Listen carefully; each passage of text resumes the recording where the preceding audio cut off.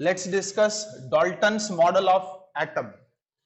In 1808 में Dalton ने एक केमिकल फिलॉसफी प्रपोज किया, जिसके तहत उन्होंने कोशिश किया बताने की कि मैटर किससे बना है और क्या उससे हमें मिल सकता है after destruction.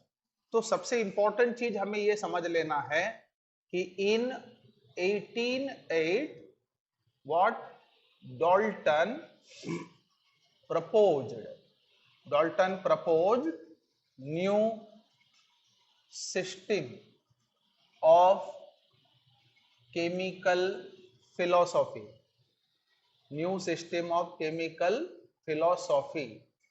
according to which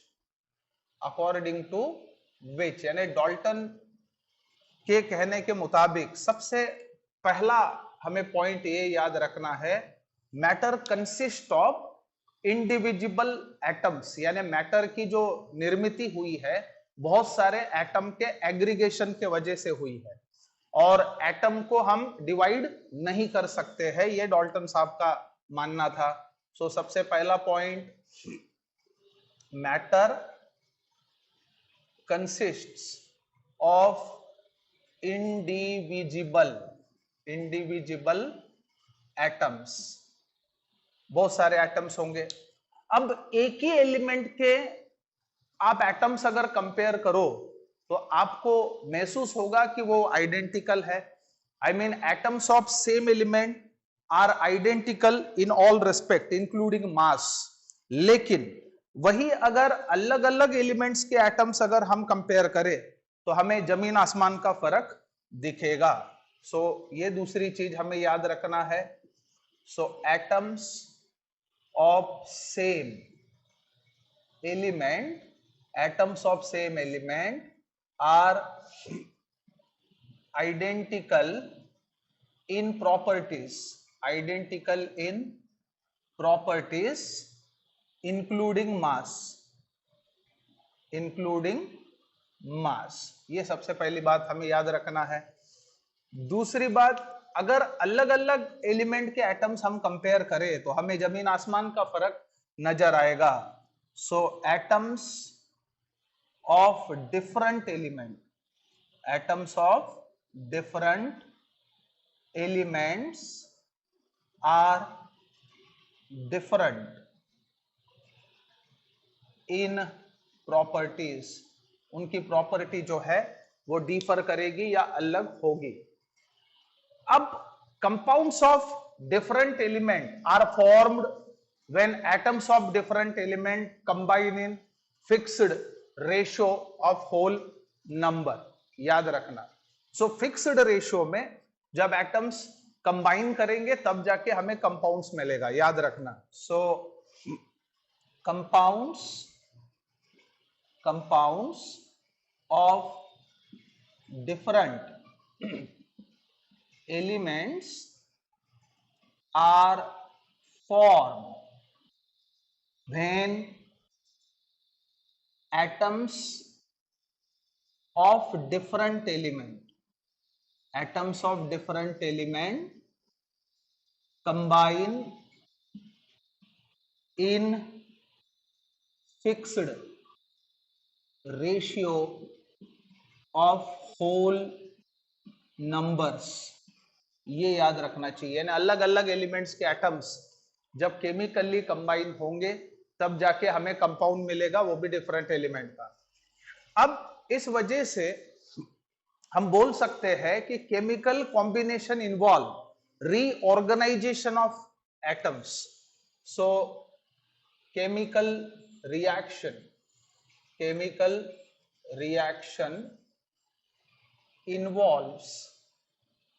involves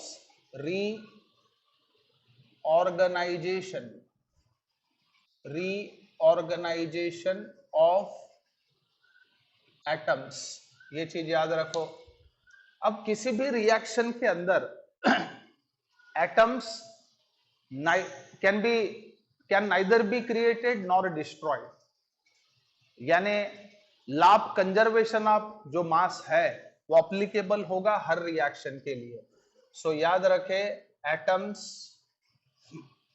are neither created nor destroyed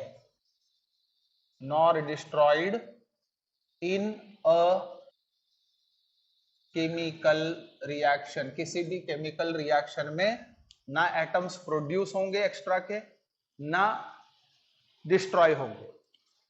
अब इन सिंपल हम बोल सकते हैं according to Dalton's atomic model कि एटम को डिवाइड नहीं किया जा सकता है, लेकिन फर्दर स्टडीज, अब हमारे पास बहुत सारे दूसरे भी एटॉमिक मॉडल्स है, सबको देखने के बाद ये महसूस होता है कि actually atom is divisible as it contains subatomic particles. याद रखना, so atom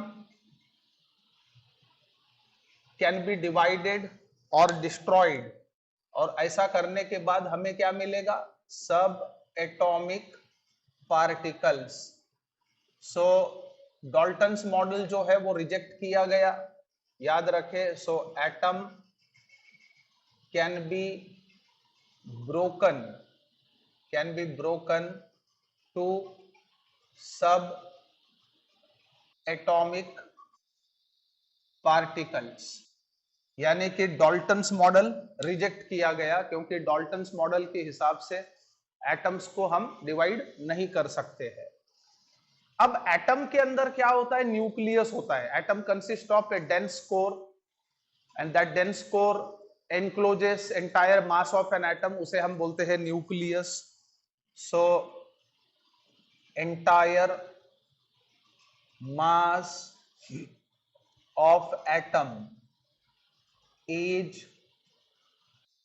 concentrated in the nucleus। Nucleus में कॉन्सेंट्रेटेड होता है, और न्यूक्लियस के अंदर होते हैं पार्टिकल्स जिन्हें हम कहेंगे न्यूक्लियर पार्टिकल्स। अब देखिए, न्यूक्लियर पार्टिकल का मतलब होता है particles present inside the nucleus.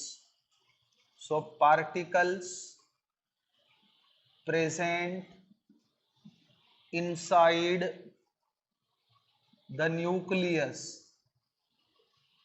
are known as, उनको हम कहेंगे nuclear particles. Those are called nuclear particles. अब न्यूक्लियर पार्टिकल के दो टाइप्स हम बता सकते हैं।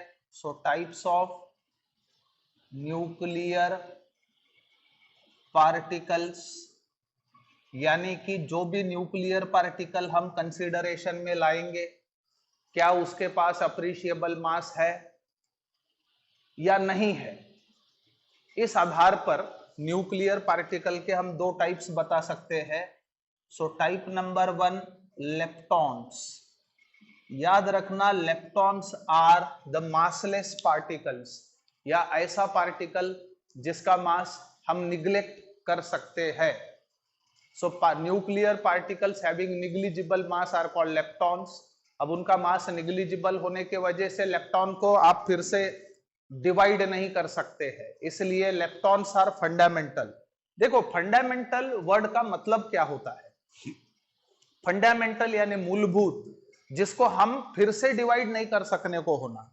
सो massless particles, particles in the nucleus are called as leptons। ये सबसे पहले याद रखो। और लेप्टॉन्स को फिर से हम डिवाइड नहीं कर सकते हैं, इसलिए ये फंडामेंटल है।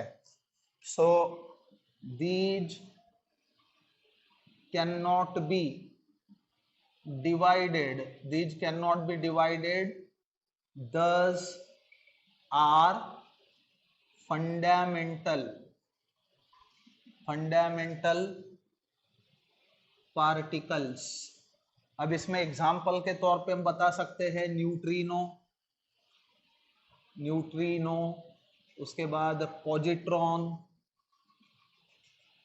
Anti neutrino, So these are etc. These are leptons and leptons are the fundamental particles of atoms. अब leptons के बाद दूसरी वेराइटी जो आती है न्यूक्लियर पार्टिकल की वो होता है हेड्रॉन्स. देखिए हेड्रॉन्स मासिव पार्टिकल्स है, यानी पार्टिकल्स विच हैज एप्रिशिएबल मास, उनको हम हेड्रॉन्स कहेंगे. और अगर पार्टिकल मासिव हो तो उसे हम तोड़ सकेंगे या उसको हम डिवाइड कर सकते हैं. सो इसलिए hadrons can not be termed as fundamental, याद रखना. So particles having appreciable mass present in the nucleus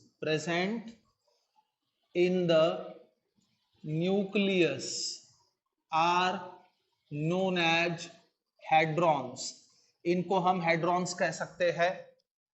Hadrons can be further divided, that's why are not fundamental. So these can be divided further,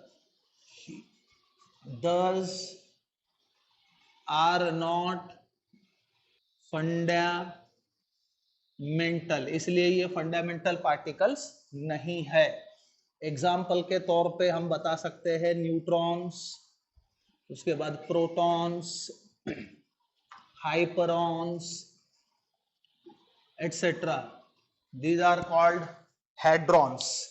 So it was all about Dalton's model of an atom and nuclear particles.